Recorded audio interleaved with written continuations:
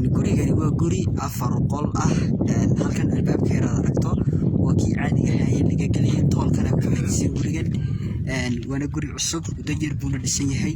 bal gudaha inuu yar gali doonaa halkan gaariga waa kaga soo gali kara toolkan si fiican oo gurigu waa kaas hadarka soo wuxuu go'an yahay waana guri kaarikoona ah kaarikoona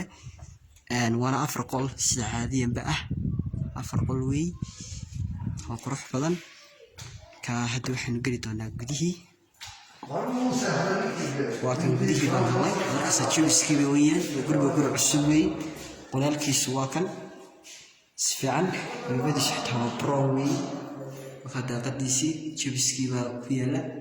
guriga cusub weey arrintiisu waa pro weey guriga waa brand new kana waa qol weey qolaalkiisu aad bay waafi weeyeen adarka saa daaqada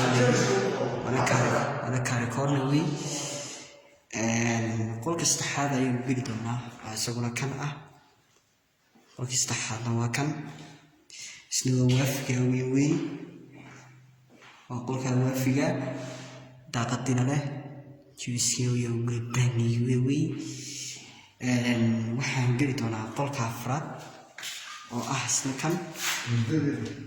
waana hurdadii sida caadiga si fiican baad arkaysaa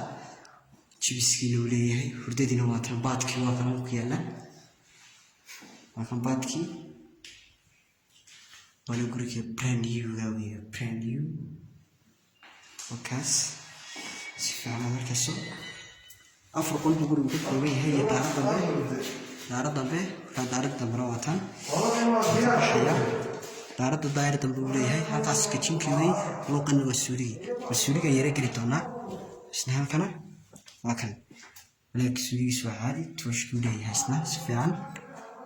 waa masha Allah ka suugi si fiican arkaysaa kitchenkina waa kan isagana waan gelinaa brand new weey guriga brand new weey kitchenkiisu waa kan kitchenkiisu waa kan quruxda badan leh juice-na uu leeyahay guri dajir baa lagu jiray si fiican waa kan si fiican arkaysaa halkan qorax yar buu leeyahay inta kalena wuu dadan yahay 2 daaradood buu gurigu leeyahay sida caadigana si fiican baad arkaysaa